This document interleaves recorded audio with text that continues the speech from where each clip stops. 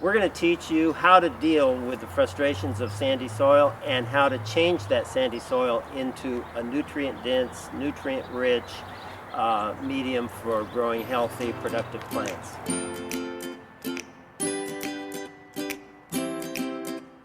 Hi, I'm John Valentino here at California State University, Fresno, at a little demonstration garden we created on behalf of Tree Fresno, a tree advocacy organization. And I'm a landscape architect, and we've been working in the industry for 41 years. Chip and I have only been working about 2 years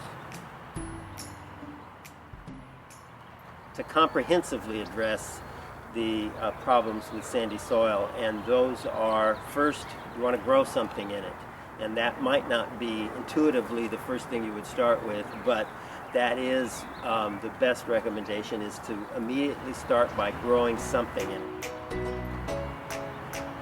So sandy soil isn't sticky, and it kind of breaks apart easily and has large particles, and the problem for gardening is that it leaches nutrients and leaches water very quickly. So this sandy soil is very typical of sandy soil. It's actually a garden we're working on right now, a very light, very water needy, so you're going to have to water this a lot. In changing it, we'd like to come up with a way that it can retain water more efficiently. And when you're watering a lot, you're leaching nutrients and leaching all the things plants need, leaching macro and micronutrients. So we'd like it to not only retain water, but retain minerals and nutrients. And to do that, we're going to have to change everything about it. And that's very much what we're going to deal with. The first part of changing everything about it is let's grow something on it.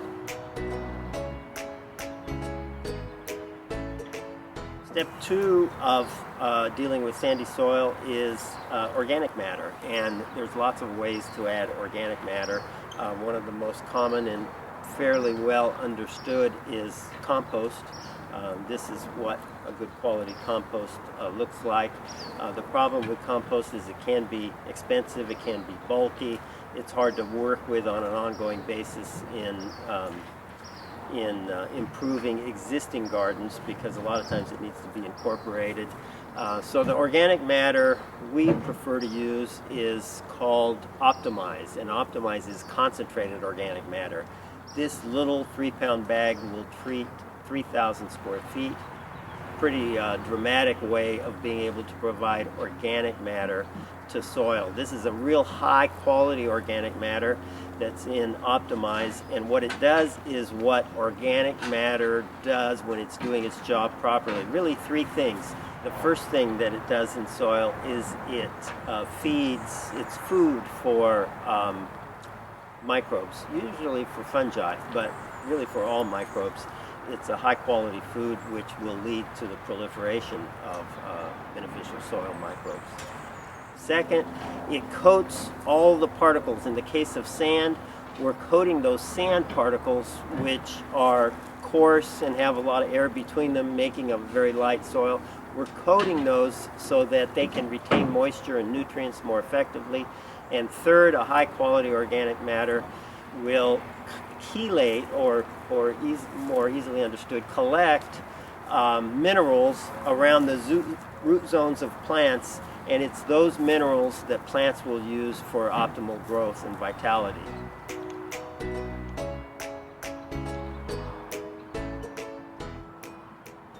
So third is, as we're trying to change sandy soil, soil life is so important. And again, you can provide soil life by good quality compost, or we've tried to make a shortcut to that and make something that's more convenient and less expensive than using big piles of compost.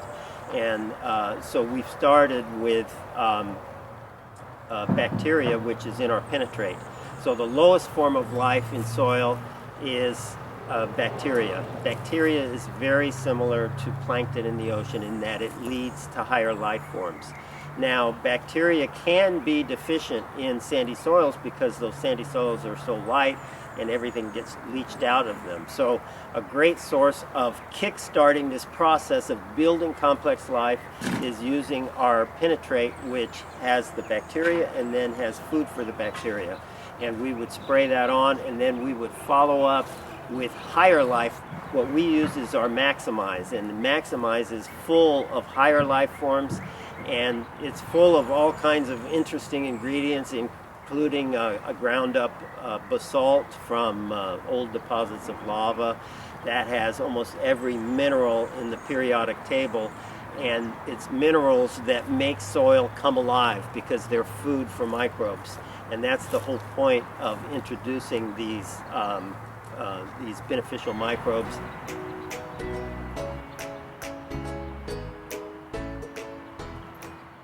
So the final